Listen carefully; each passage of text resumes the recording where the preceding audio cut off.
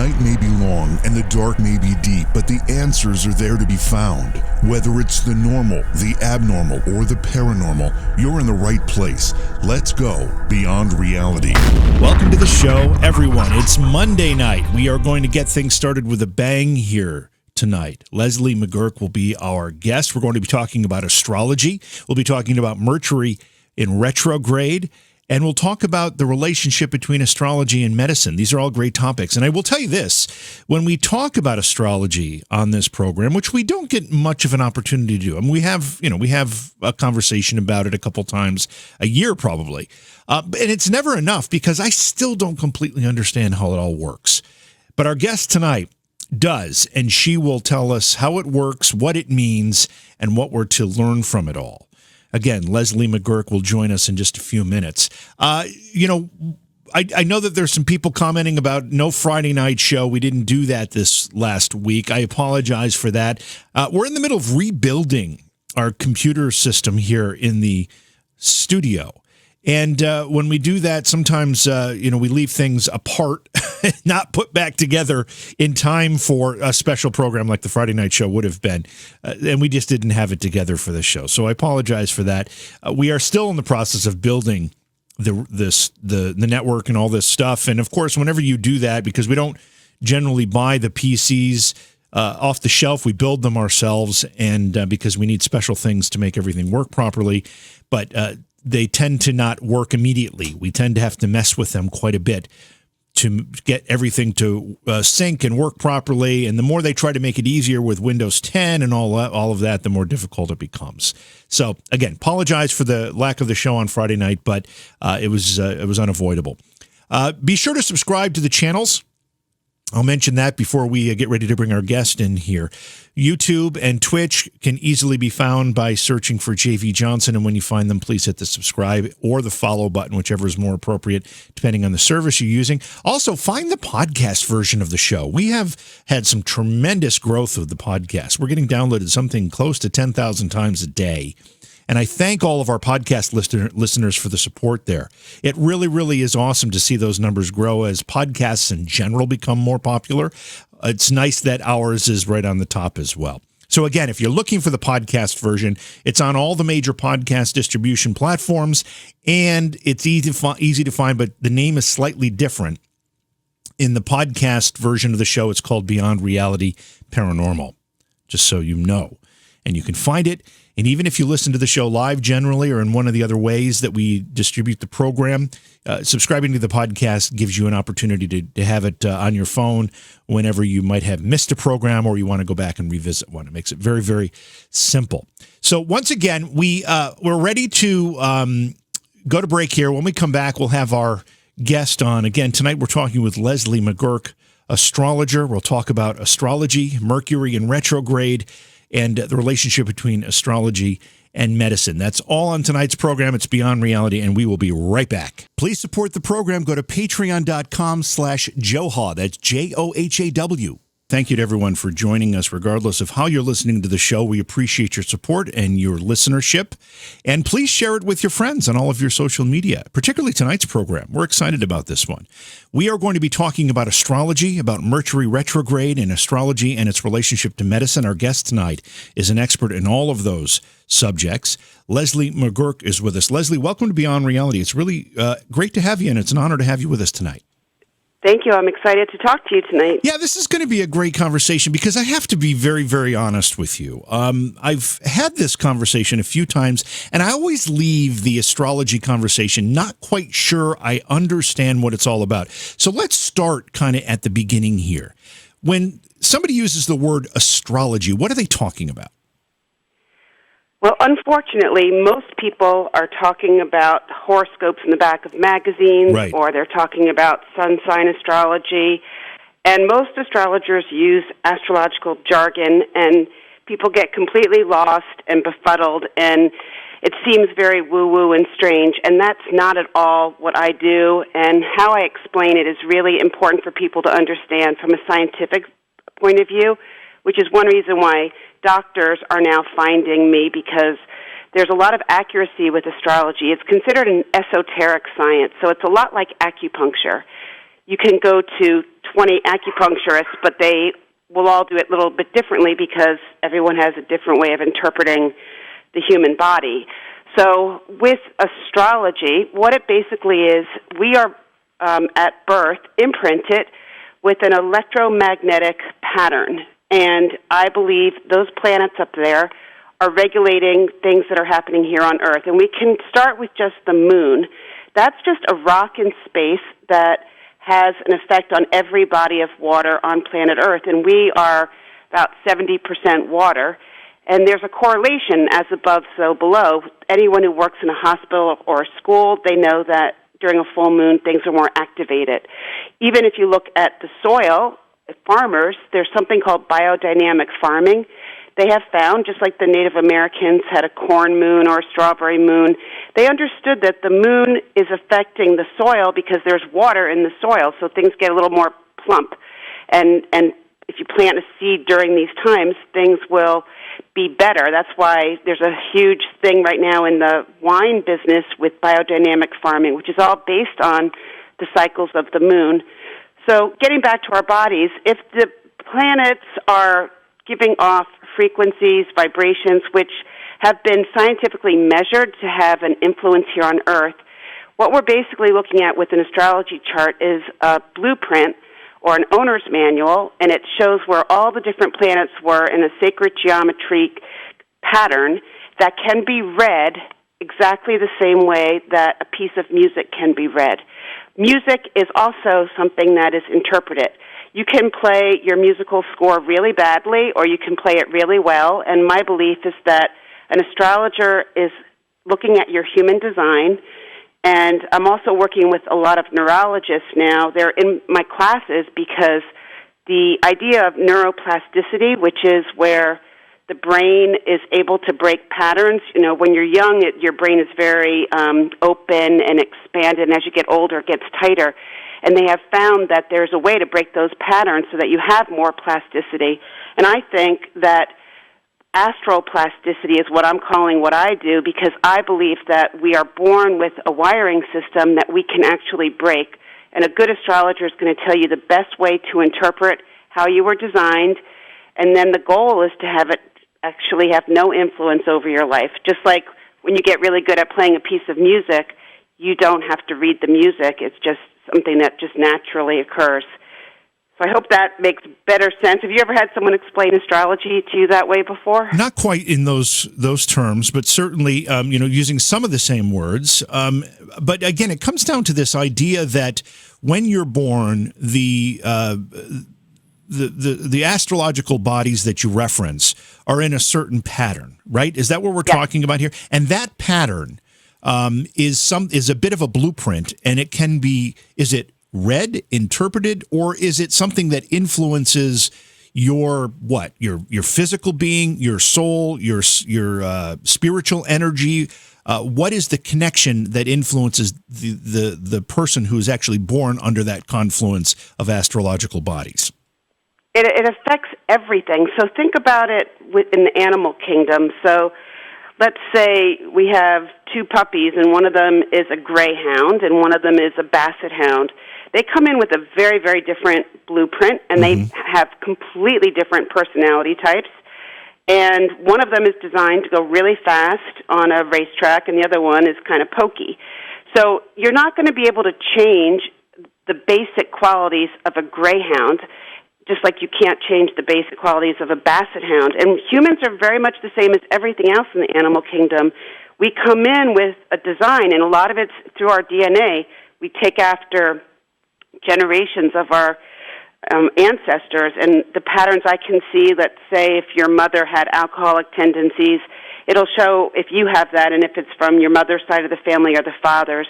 So it's actually a sort of a blueprint of your DNA, your design, and the job is to not fall into the problem of trying to make a basset hound into a greyhound. You can't fight your basic wiring, and we have to learn to like what we've been given. There's nothing wrong with anyone's chart. Everything's perfect. It's just how are you using it? It's like saying, well, a Ferrari is better than a Jeep. Well, that's crazy because it depends what the use is for. We all have a reason for being born, and there's something positive in everyone's chart. Okay. So as we're trying to bring this all together, so someone like me who has very little experience with any of this understands it.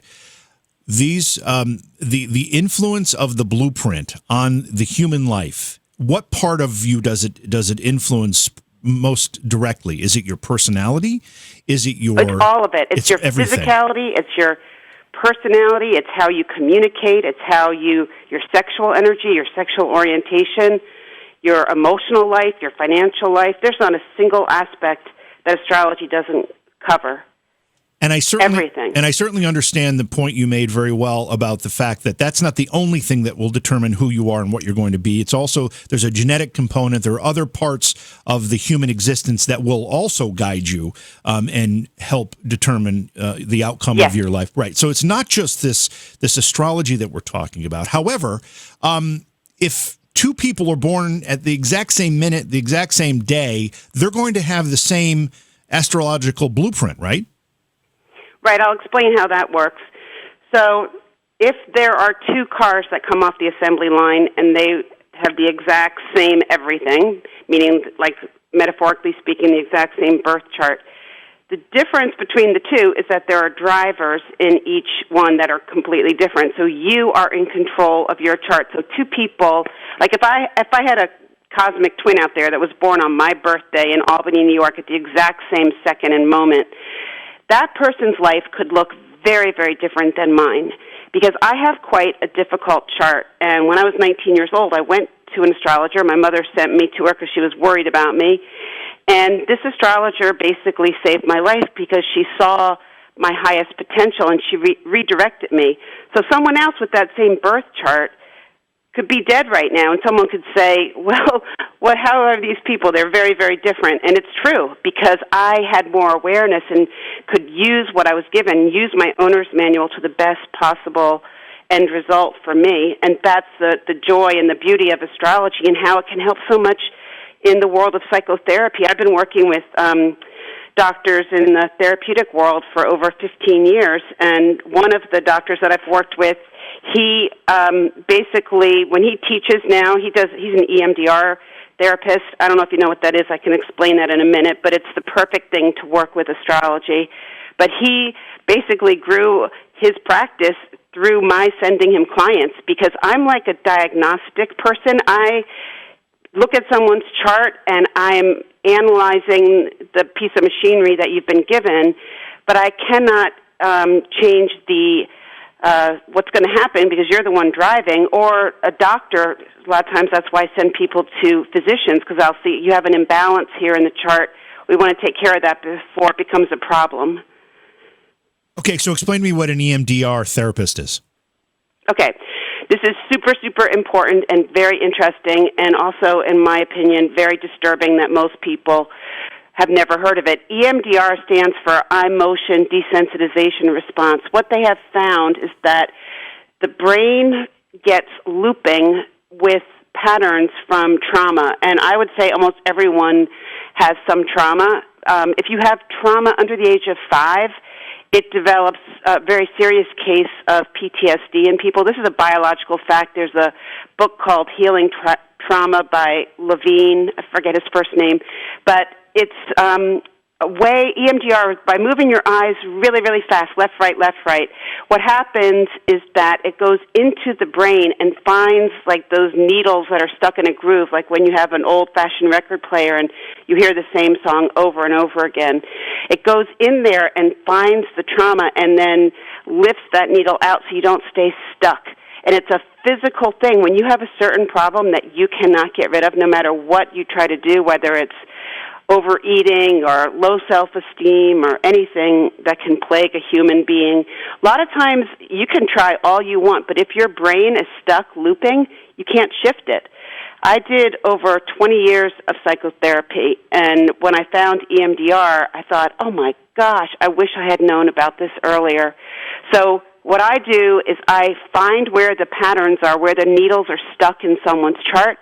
I send them to EMDR therapists to then get those needles lifted out so that the people can be free of some of the more difficult challenges that are in a chart. So we're here to learn lessons, But what happens is we tend to have to learn the lessons over and over and over again, and then sometimes it gets frustrating because you realize you're in a pattern, but you don't know how to stop it, and that's where EMDR helps. And there's a website called EMDRIA.org where people can find EMDR therapists to help them with things, and it's really amazing. It works in a way that just talk therapy doesn't.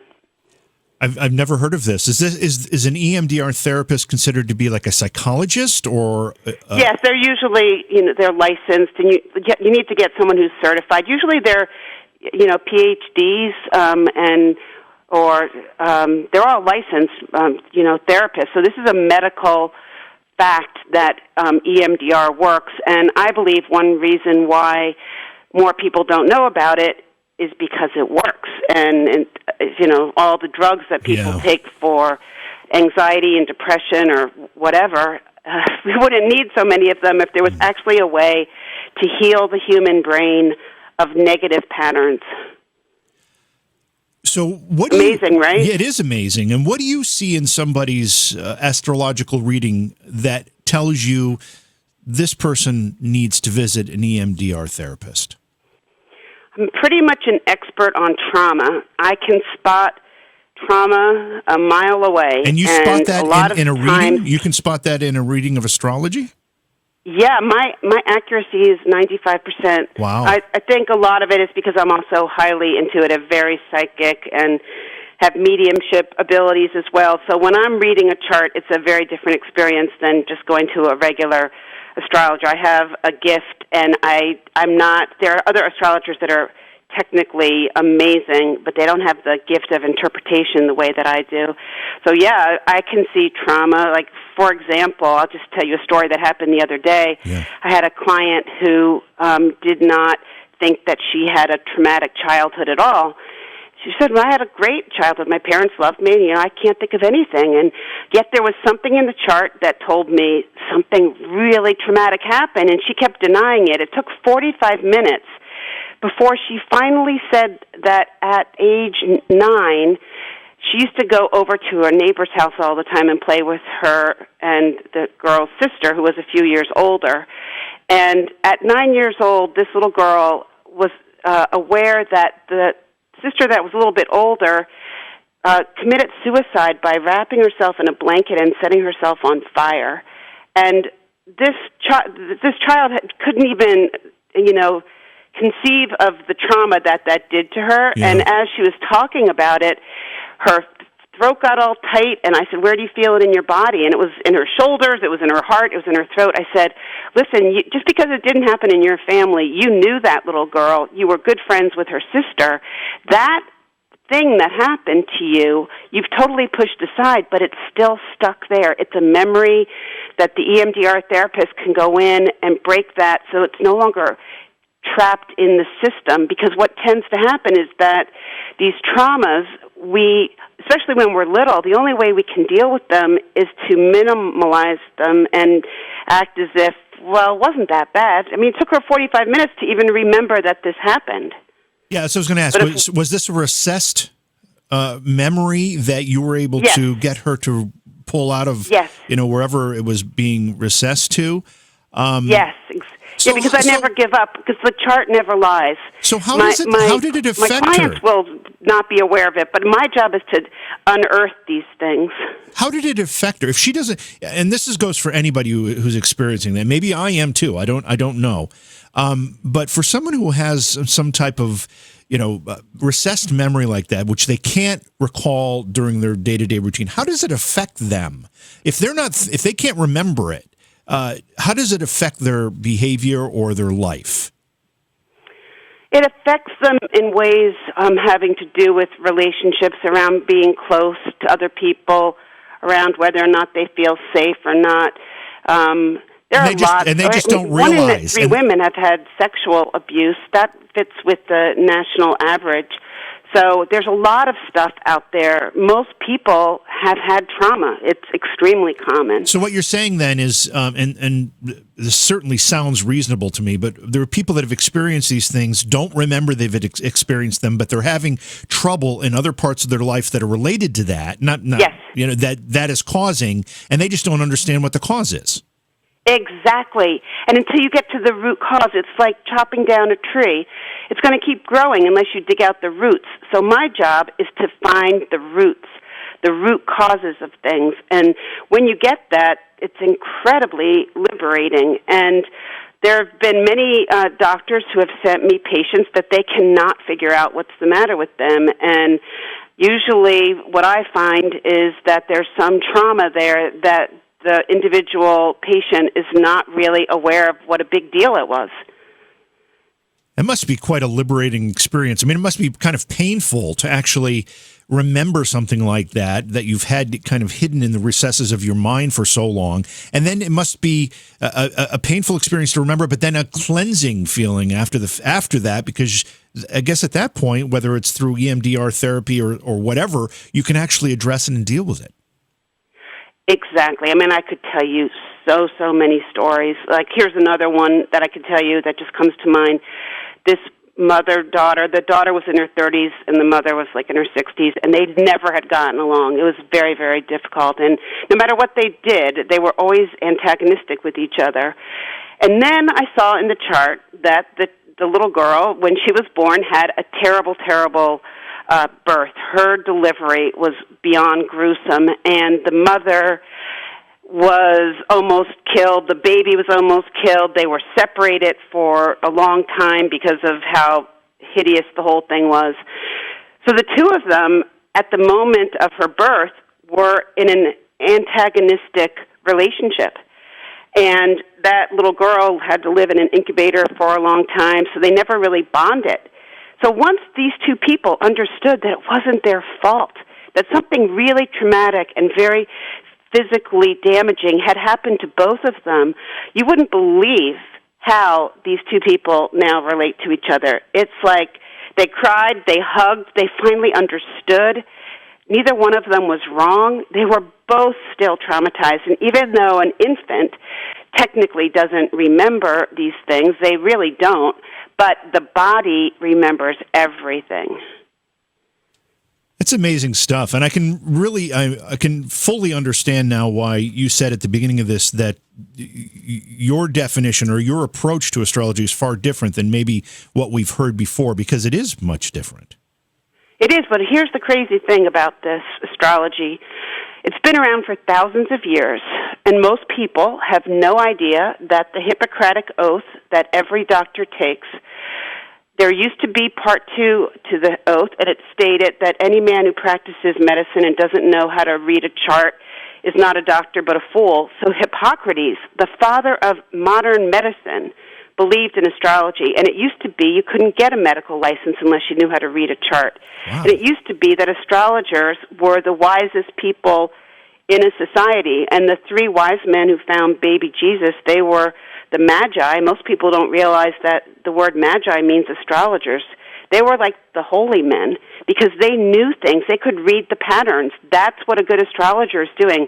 They're simply reading the patterns. It's why I knew the pandemic. I knew something was coming, and I predicted it a year before it happened. I said to my students during a webinar that life as we know it will be over in early 2020. And I don't usually say things like that because I don't really do predictions, but I was 100% right.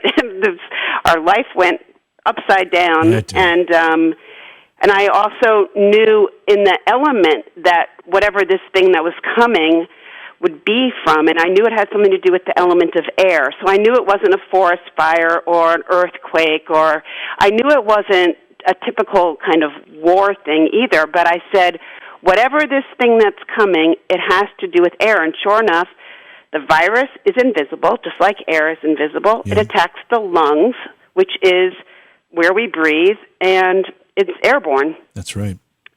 And the whole year has been about not breathing. George Floyd, when he was, murdered, he said, I can't breathe. It's a metaphor for all of us, and now we all have masks on, and it's hard to breathe, and our glasses get all foggy. Yes. But we are a metaphor, and it's a wake-up call for what we're doing to our planet, because I think that the Earth is screaming out, I can't breathe. There's too much pollution everywhere, and in the waters.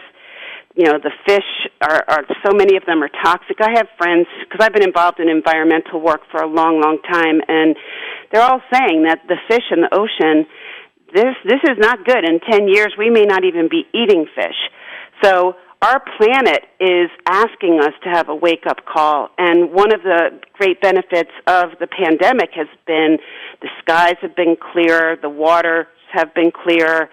This is nature's way of trying to gently wake us up, and this virus could have been so much worse. Can you imagine if it caused blindness or if it made everybody crippled the way that polio did? People wouldn't be joking around and not wearing masks anymore. This was a gentle, even though, you know, almost 500,000 people have died just in our country, it could have been so much worse. Yeah, that is very, very true, and it's I mean, it seems odd to say we have a lot to be thankful for at this moment, but we in many ways do. Yes, I agree. I want to understand a little bit more about the other kind of astrology that you mentioned when I first asked you this question. When you talk about things like zodiacs or horoscopes, or where do they fit into all this? That is what I call baby food astrology. Okay. It's more entertaining. It's not really what it was designed to be. It's like a simplified way of making people feel like they have basically a fortune teller telling them, if you're a Cancer, this is what your year of 2021 is going to be like. It doesn't work that way. It's not useful, and I don't do that because that's like saying everybody who owns a Mercedes is going to have this happen to them on the road. It just doesn't make sense. It doesn't resonate with the truth, and I'm obsessed with the truth. That's why my accuracy is so high. I know that this is an esoteric science. I know that we are much more than just saying we're a sun sign, Leo or Gemini. That doesn't give me enough information. We have to know more. We have to know about how do you react to emotional stress. That's indicated by your moon sign. And the reason why emotions are connected to the moon is because the moon is water, and emotions are considered water. When we cry, that's water. Those are tears. So there's a correlation with the element of water and the moon and emotions. So when we meet people for the first time, you could say, well, I'm an Aries and you're a Cancer. But really, if you want to know what someone's really like, you need to know their moon sign, because that's going to tell you what they will be like when they get emotionally upset. So you could be a Cancer sun, which is a very soft water sign, very gentle energy. But if your moon is in Aries, which is fire and aggressive, you're going to be a totally different person with that kind of wiring. And without that knowledge, then you're not really helping people. You need to go a little deeper, and that's why I wrote my book, The Power of Mercury, because that's all about just the planet of communication. So in relationships, if you can't talk to somebody, it's very difficult to have an easy time with them. So I originally wrote that book and was going to call it The Secret Language of Romance, because I wanted people who were single or people who are married to figure out their partnership issues, and that can bring so much peace as well. Like even I can think of a instance where a mother and daughter read my book, and they were always antagonistic with each other, and it's because their communication styles were completely different. And once they understood it, then they had peace. And that's the beauty of astrology, the way I do it. It actually is what I call the language of compassion, because you are coming to terms with the way you were designed, and then when you see how other people are designed, you have compassion for them, and then you don't get so upset when they're different than you. It's like you're not going to get mad at a basset hound for having short, stubby legs when it can't run the way a greyhound does.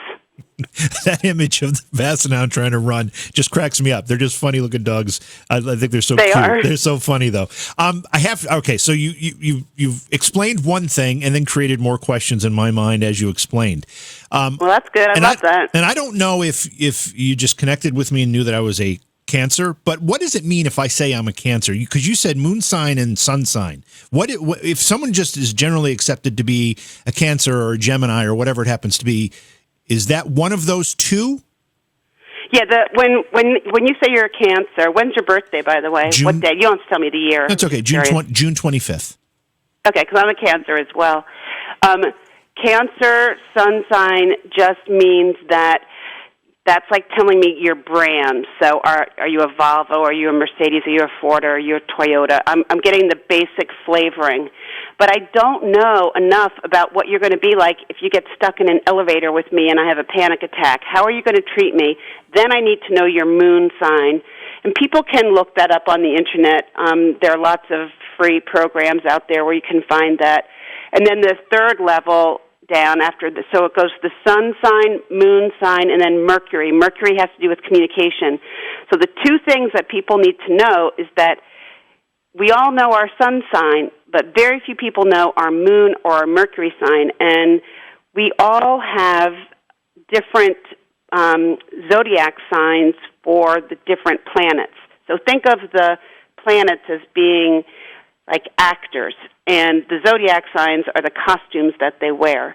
So when you were born, the exterior of your car looks like you are the brand of a Cancer. But we have to go into the car to look at the mother, the female energy, the emotional energy, to see which zodiac sign did the moon plop in when you were born, because that's going to tell me a lot more about who you are.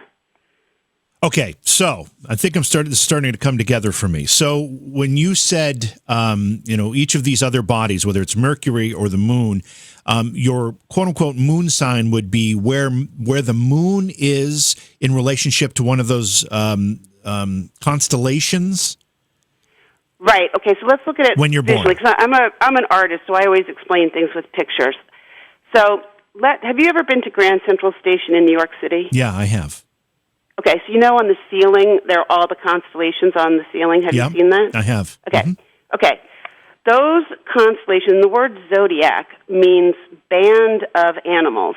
So those are always in the same order. They go Aries, Taurus, Cancer, Gemini, Cancer. They go around the circle. It's always the same. And the sky is constantly moving, but that basic pattern stays the same, but it moves according to the seasons. So when you're born, when they're looking up at the sky, all those stars are there, but you see just certain formations at certain times of the year. That's why when we say you're a Cancer, it's because the planet was at your moment of birth, that was right above. That's your home team.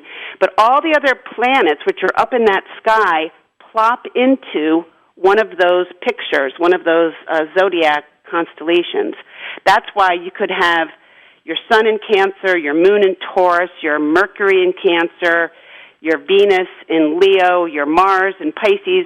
You have the whole thing is a whole range of all the different zodiac signs. You're a part of the whole solar system, and we have to look at all of it. So when people say, I don't like Sagittarius people, you have to be careful because you have Sagittarius somewhere in your chart. But the other way I describe it is, did you play the board game Clue when you were a kid? Yeah, sure did. Okay. So the board has all the different rooms like the conservatory or the library or whatever. The astrology wheel for everybody is exactly the same. So you open up the board and it looks the same for everybody.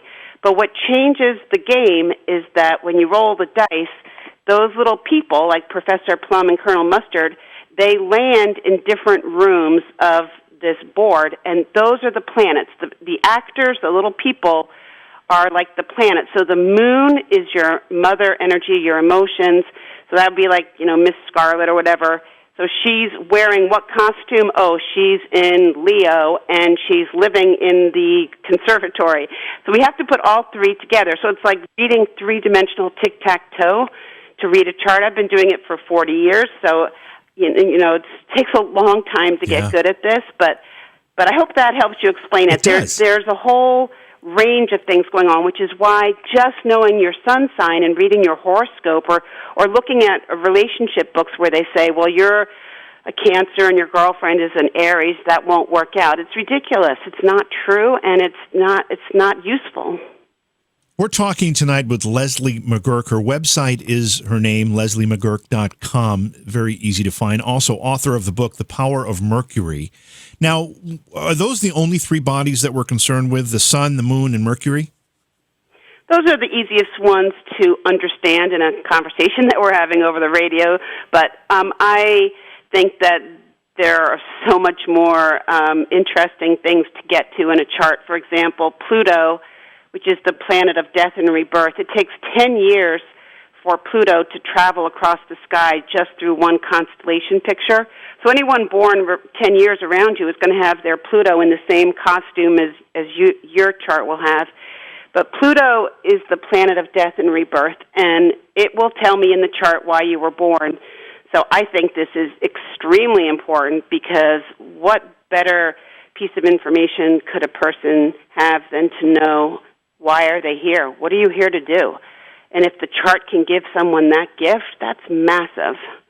So are these definitions or these interpretations, as you just said, using Pluto as an example, that you can tell you what that person is meant to do?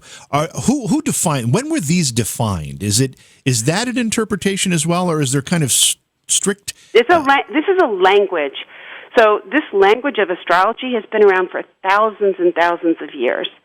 So basically, many people who have looked at the skies for they write down what they notice with these patterns. So they notice these similar things that kept happening.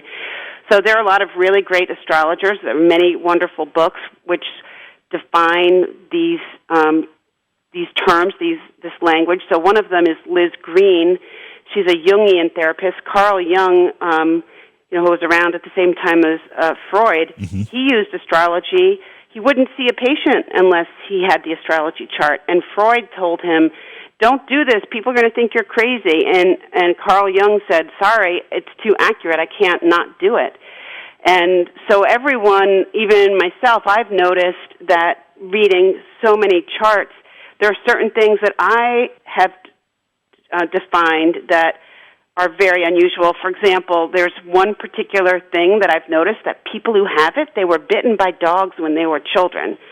And why is that there? I've never read that in a book, but it's something I keep noticing. And every time I ask somebody, hey, were you bitten by a dog when you were a kid? I'd say half the time they say yes. And I don't think it's that common a thing. But it's just noticing these patterns, and through history they've written them down. It's like learning Japanese. This is just a language. That's all it is. Just like music is a language. Leslie, you said it took you a long time to become adept at this, which you clearly are. When you say a long time, the years aren't important, but how did you get started with all this? Was it that first visit that your mother sent you on because she was concerned about you? Yes, so it kind of flipped me out that this woman in Greenwich Village in New York City knew me. She knew everything about me, and she knew things that in my soul I know were true. She said I was highly creative, and I was always told I couldn't draw and that I had no talent, but she knew I was, and it's true. I mean, most of my life I've been an artist and a writer of children's picture books. People can go to any bookstore and find my books. I've sold 2 million copies around the world, and I was a designer in Japan. She told me that I would become famous overseas. It was true. I worked for Takashimaya, and you'd go into any department store in Japan, and it would say, welcome to the world of Leslie McGuirk. And here I had no training in art, was always told I didn't have any talent. I've also done a TED Talk called The Importance of Being Wrong, about how everything that everyone said were the worst things about me were actually the best things about me. So that astrologer saw all of this, and she told me exactly how to operate my owner's manual, and I believe that if I had not gone to her, I don't think I would be here right now. Wow. I told you I have a pretty gnarly chart, and because of my life path, there's been a lot of things that have happened to me that have made me very empathetic, and I think it's one reason why I'm good at reading charts, because I can actually feel, I'm really good at the trauma stuff. I will say that. Whether I like to admit it or not, it's just a fact. Yeah. What did your mother have experience with astrology? Is that why she knew this might help you? No, she didn't, and I grew up in outside of New York City where nobody talked about astrology. But my mom, I think, had psychic abilities that she was afraid of, and how she found this astrologer was that she belonged to a women's club, and they had a speaker come in who was a daughter of one of her very nice older lady friends, and because it was a very refined audience and a nice group of ladies, and this astrologer was very intelligent, my mother was fascinated by her lecture, and that's when she set up the appointment for me. And you really, really look at that now, especially, and see that as the turning point, not only in your life, but in everything about your being. 100%. And I knew that she saved my life in that moment. And I can say that many people have told me that I have done the same for them. I was just going to ask you. I have a deep reverence for this astrology. That's why you can understand why I get very upset when people talk about horoscopes and fortune telling. And so, I mean, it makes me crazy because it's not. The beauty of this system is beyond belief. And I was going to ask you. I know it's difficult to talk about your personal successes. If most people have difficulty with that. But you've had people actually tell you that you have changed their life, the way your life was changed when you had your first consultation.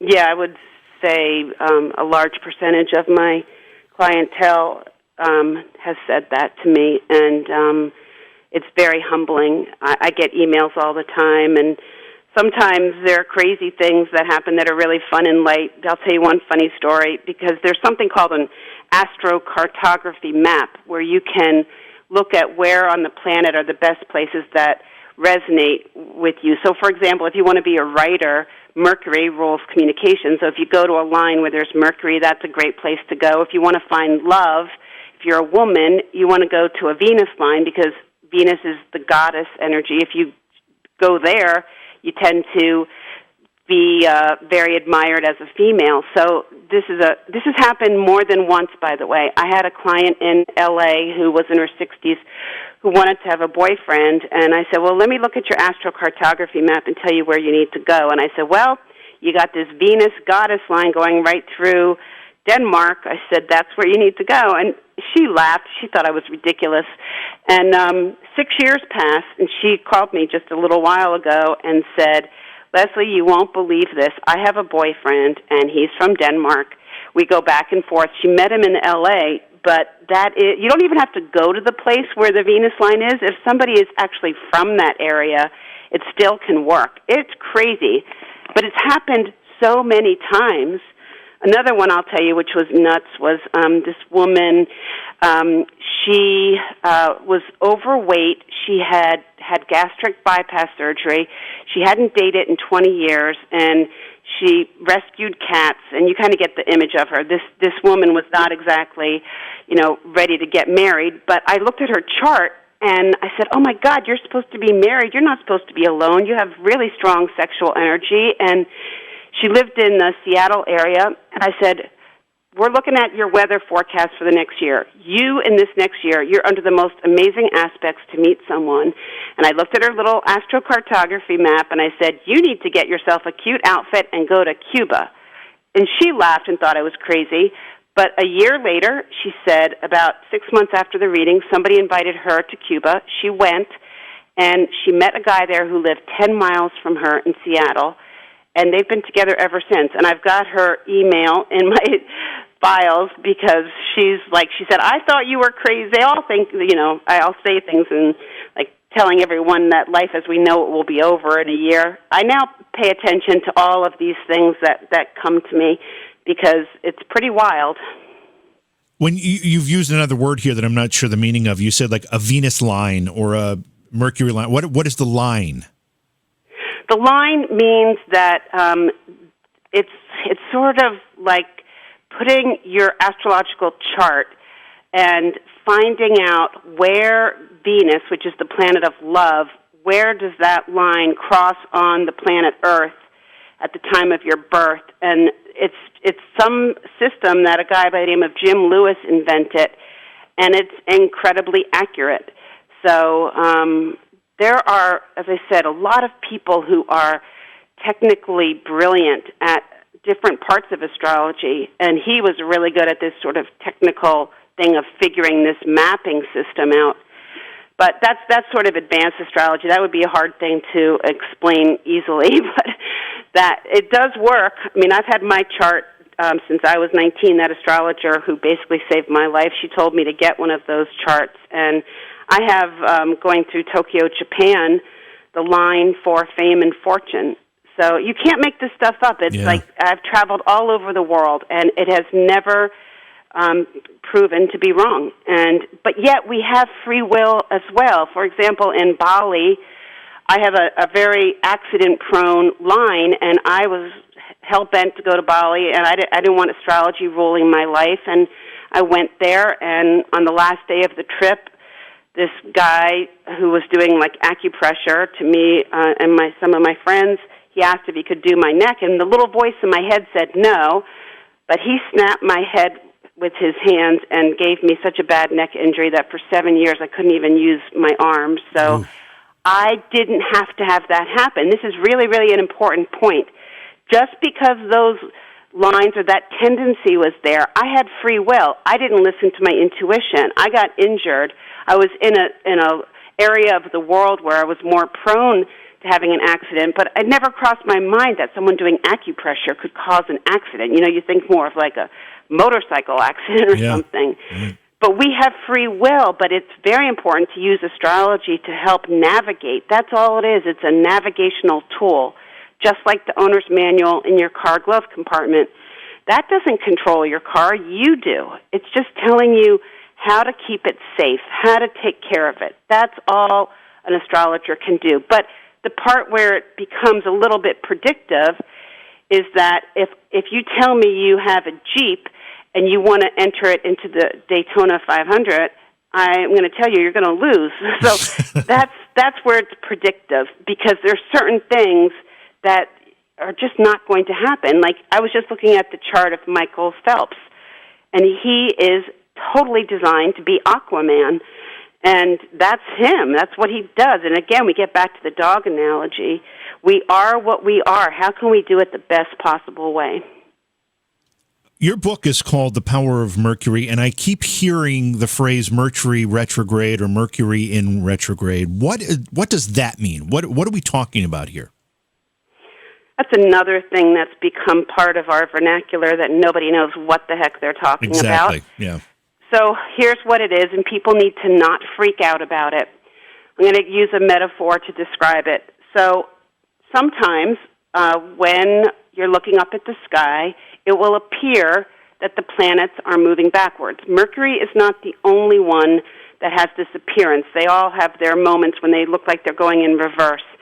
So for thousands or hundreds of years, probably not thousands, but hundreds of years, people have thought that when Mercury, the planet of communication, is going backwards, you shouldn't go on a trip, you shouldn't sign a contract, your communications won't go well. There is, I believe, when enough people are thinking something, I think thoughts become things, then all of a sudden, every time it's Mercury retrograde, everyone's car breaks down and their computer breaks, and there is some truth to that. However, what's important is whether or not you were born during one of those Mercury retrograde periods. Because for you, it means that when it goes retrograde, you're actually in your element. So you're supposed to be going forward then. So here's the metaphor. So pretend you're on the highway, and you are driving north, like on 95, and 80% of the people on the planet are driving north with you on that side of the highway. On the other side of the highway, going in the other direction, are all these cars that are going in the same direction as you, but they're driving backwards. And so you're all headed in the same place, but all the 20% of the population is going backwards. Those are the people who were born with Mercury retrograde. So when it goes retrograde, it flips And then the people who were going backwards are now going forwards, and the people who were going forwards now feel all cockamamie. And the reason why I don't like people getting all freaked out about Mercury retrograde is because for the 20% of the population, including myself, that was born during Mercury retrograde, it means that when it goes direct, I feel the way all of you guys feel when it was retrograde, and I can't live my life not taking a trip or not signing a contract.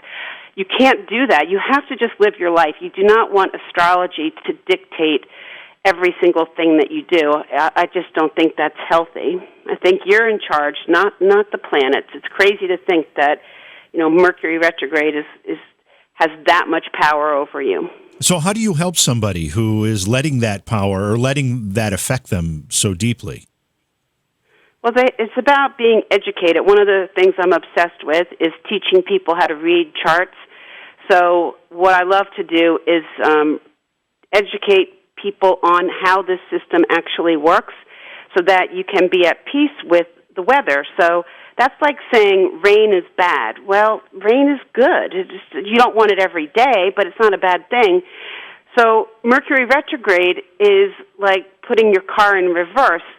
Well, that's a bad thing if you're trying to go forward, but it's phenomenal if you're in your garage and you need to back out, because without reverse, you can't get out of the garage. So we need to have reverence for things that are not always zipping forward. We have an addiction to speed, so we have a tendency to think that things that are retrograde or backwards are bad, but it's not bad. It's actually a time when you have higher intuition, when coincidences are much more frequent, and instead of getting frazzled by being in reverse, we should actually be grateful for it, because without it, we're just a monotonous hum of forward-moving energy. So it's not something to be afraid of or concerned with. No, it's something to be aware of. It's good to know about it. But the most important thing is you need to find out if you were born during Mercury retrograde, and that's easy to find online, too. There are many sites that have Mercury Calculators, or, of course, if you buy my book, the whole book is about Mercury, so you can look up in the back. There's a place where you can look up anyone's birth date and year and find out their Mercury sign, and then I've written all the comparisons. So there are 144 comparisons, and it's explaining how people mesh at an intellectual level, at a humor level, and how they use words, how they speak, how they fight. It's very, very useful. We have a bunch of folks who have been asking in our chat room about readings and that type of thing. Is the website the best place for them to go to get information about that? Yes, but the problem is that I'm now booked into August. Oh, wow. Yeah, so I don't even know what to tell people other than it's a long wait.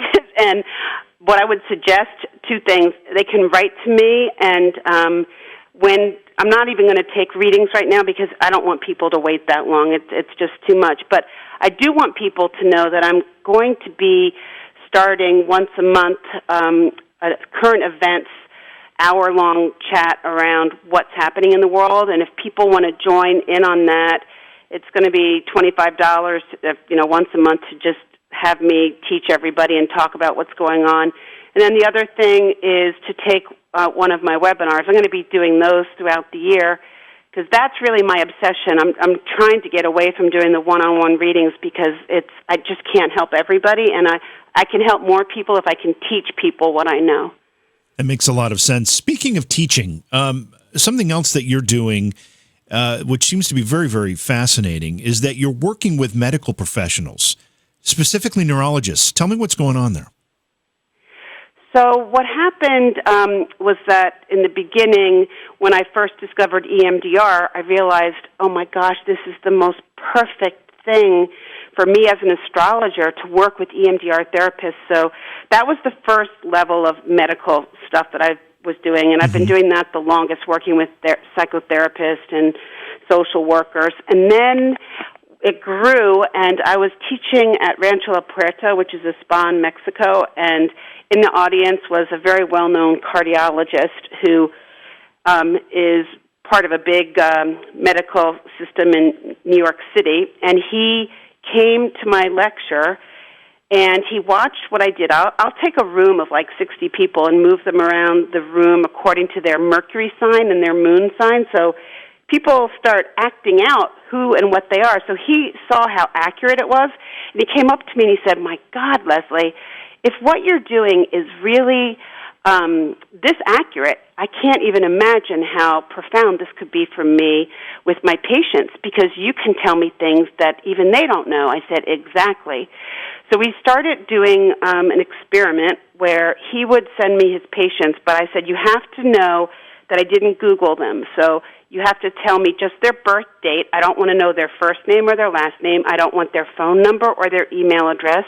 You're just going to call them patient number 1, patient number 2, blah, blah, blah. Then what we're going to do is have them call a free conference line so I can record it, and then you get that recording." And he said, "You've been spot on with every single one." And the first guy who I did his chart, patient number 1, he had been in psychotherapy for 30 years, and he said what you did in 1 hour was equivalent to 30 years of psychotherapy.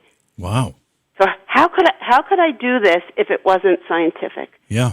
There's something that I've developed here in addition to my intuitive abilities, but there's something here that is profoundly important for mental health and physical health. And so this particular doctor, when we got to patient number 6, he said, "Okay, here's my patient who's been sick for 6 years, and we cannot figure out what the heck's the matter with her."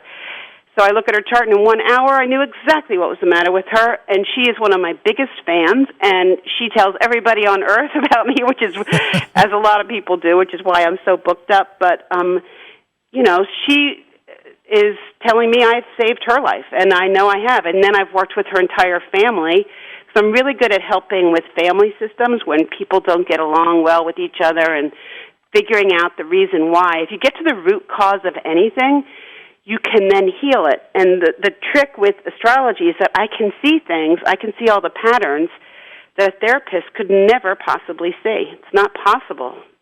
Well, as you mentioned in the start of our conversation, that there was a point in the beginning, I suppose, where astrology, being able to read an astrological chart, was an important part of medicine. Yeah, it was a huge part of medicine. Yep, and throughout cultures all over the world, like in India, astrology is a very big deal. In China, the people that were right below the highest-ranking royal family emperors were the astrologers, and they were able to read the qi, which is your energy. And then below them were the qigong and tai chi masters, because they were teaching people how to move their qi. And then below that were the massage therapists who physically move your qi for you. Now it's all topsy-turvy. Now everyone has a massage therapist, and some people go to qigong or tai chi, and then astrologers are at the bottom of the barrel. We've got it all wrong. The astrologers who know how to do it the way that I do it should be right at the highest level, working with medical professionals all over the country. When did it start to change? At what point did science think it either knew better or needed to disregard this particular part of its heritage? Do we know when that happened? I don't know. That's a really great question. I don't know. All I know is that when Nancy Reagan, said she didn't make a move without consulting an astrologer, that did not help the cause because I remember that. Because then it became again about predictions, and that's not really. I don't like that because you have free will. You know best. Like, I don't even check my chart that often. I mean, I know a little bit about what's going on with the weather, but I want to wake up every day knowing that if I do the best I can, I'm going to have a good life and a good day. It's not some rock in space that's telling me what's going to happen. I mean, that's crazy. I don't believe in that, and I think it's an influence, just like weather is an influence, but whether it's rainy or sunny, how your day goes has more to do with your attitude than anything. Now, I know you said you don't do this as a predictive process. However, you did see the pandemic coming. You had some idea that that was going to happen. 2020 was an incredibly difficult year for so many reasons. Do you have any thing that you can tell us that you have seen in the charts that might give us an understanding of what 2021 is going to be like? Sure. And the thing with 2020, before I jump into 2021, is that you have to realize that a good astrologer is looking at patterns. All right, we can see the patterns as they come down the pike, and I saw a pattern in early 2020 that was like, whoa, you put those three planets together, there is no way that won't be revolutionary beyond belief. So it's like a meteorologist saying, oh, there's a hurricane coming, because we know how to read the patterns. And think about animals. Animals know when a hurricane is coming well before a human does.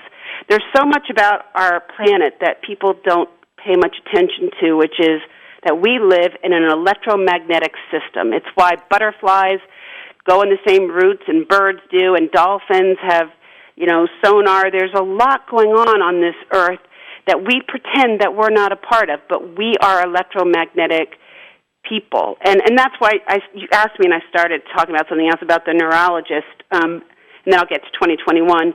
But they're very interested in the idea of the brain and how we get patterns and how to break patterns. So there's a whole correlation there with that. And there's one neurologist in particular, she said that, and she's been in my classes, she said astrology helps to explain the personality, and science, they don't know how to do that.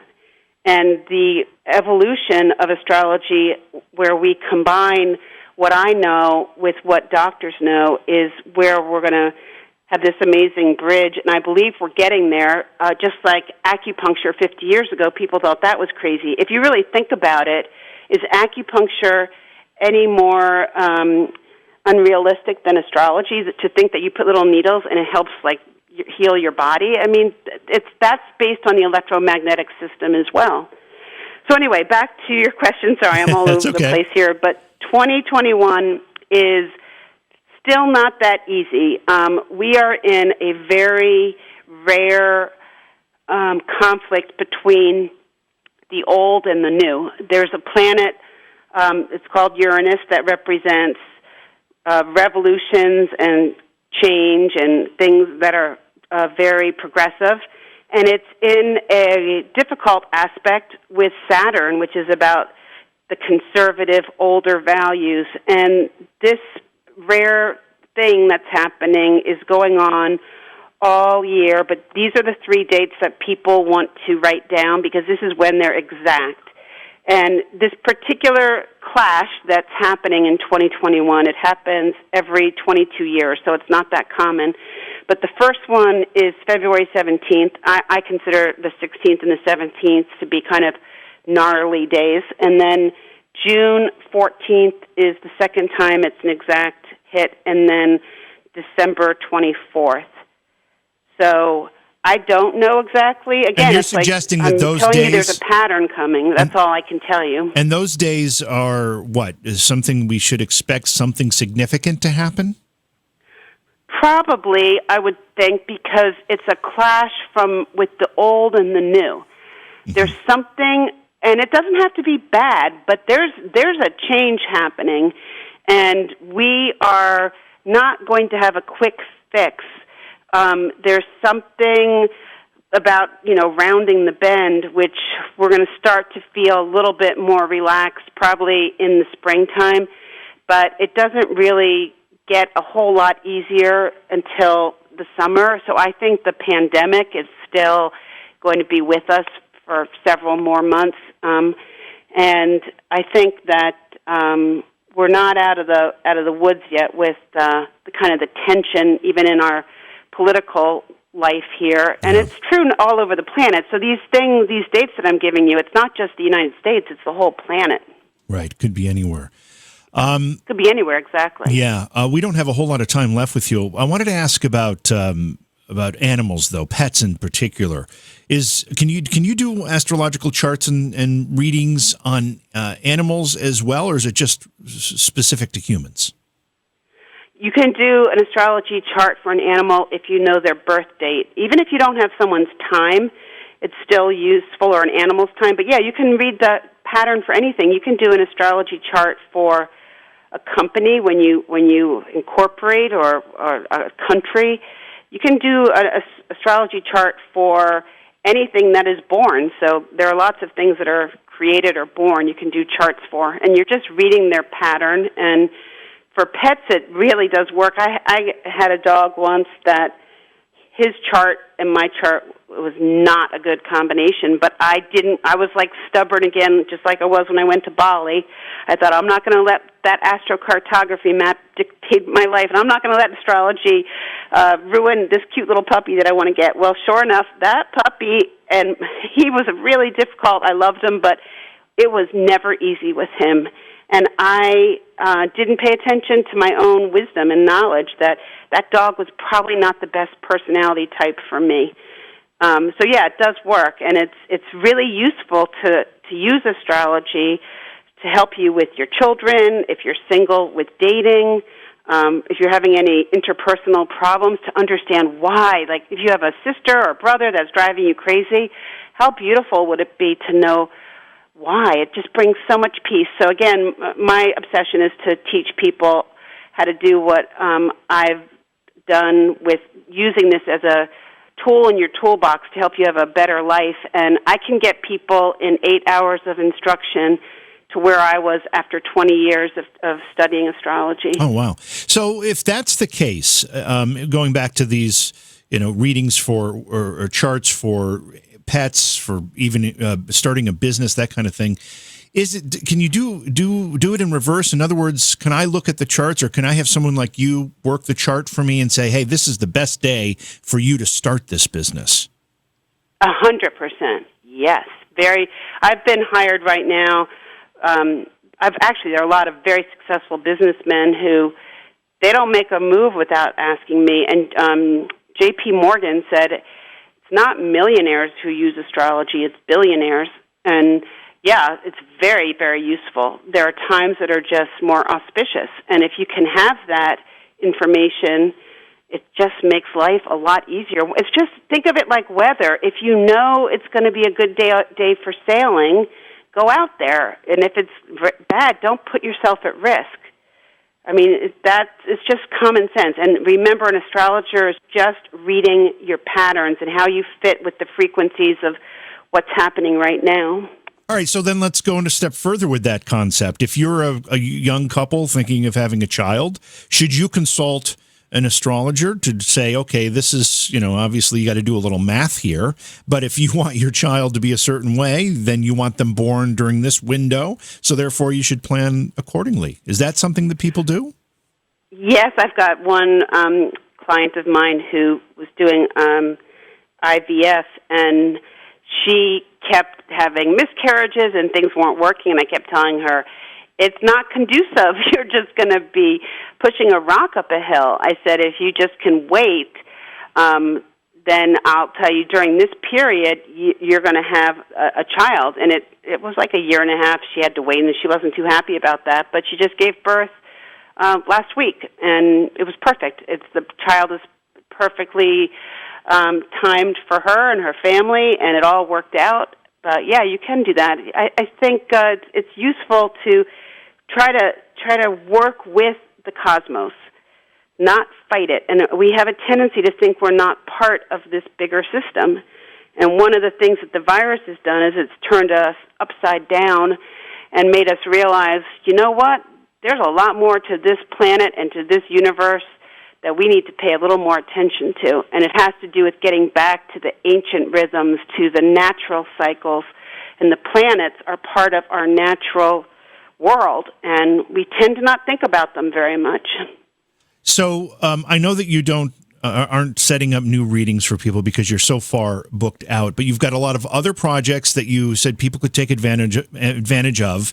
Once again, Yes. Let people know what those are and how they can take advantage of them.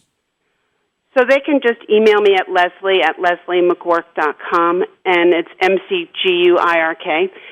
So I'm doing webinars teaching people how to read charts. That's a very important thing that I'm doing. And then I'm doing this current event where once a month people can just join me in a live Zoom chat where I'll be talking about what's happening in the world. And I also do a thing called Mystery Guest, where I have people who don't reveal their name or their face, and I have people watch how I read charts and what I do. So it's another way of learning, and it's a way of it's like going to a concert, watching somebody play. It's like watching me read a chart is like going to a musical event. It's quite fascinating, and people can take part in those mystery guest sessions as well. And eventually I'll get back to opening up to doing readings. And if people want to sign up for a reading, in the fall, they can. I just want people to know there's a long wait. And the book is called The Power of Mercury. Where can people find that? At your local bookstore or online. It should be anywhere. It was published by HarperCollins a couple years ago, and that's a really great place to start because it's a handbook that should be by the side of your bed, and if there's anybody in your life who's giving you trouble, you can just look them up and read the combination of you with other people. And it's a book that also explains everything that I've talked about tonight.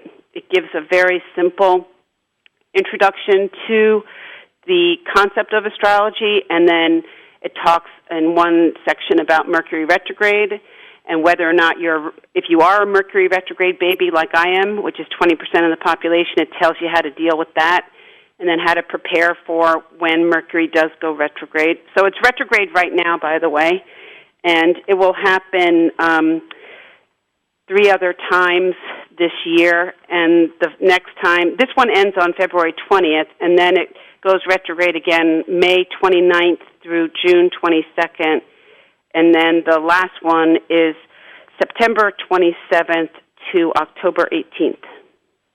So they're just good to, again, just mark it in your calendar. Right. But you need to know, is that your good time, like it is for me, or is it the time when you feel like you're in reverse? Leslie, it's been a great conversation. And I have to honestly say, not just because you're my guest tonight, but I've ended this conversation about astrology with a far better understanding than any of the others that I've ended. So I appreciate your ability to put these ideas and these concepts into terms that are understandable for a layperson like myself. Well, thank you. That's kind of what I'm known for. And I think it's because I have a background as an author and illustrator of children's books. I know how to make things simple for a 5-year-old. And astrology is so complex that if I can't bring it down to the level of just basics, then it just goes over people's head and they never get it. And I want people to get it and use it because it can bring so much happiness into people's lives. Because it's really probably one of the most gorgeous things on planet Earth, and most people don't even understand what it is. Thank you for your time tonight and being on the show, and hopefully we'll have an opportunity to get you back at some point. That'd be great. It's my pleasure. Beyond Reality Paranormal is hosted by J.V. Johnson and produced by Orion Palmer and Slick Eddie Edwards. Like us on Facebook and subscribe to our YouTube channel. Please consider supporting the program either through your podcast platform, click on the link in the description, or on Patreon at Joha Productions. If you'd like to be a guest on Beyond Reality Paranormal, or you have a recommendation for a guest, contact our producer, Slick Eddie Edwards. Eddie is spelled with a Y at slickeddieedwards@gmail.com.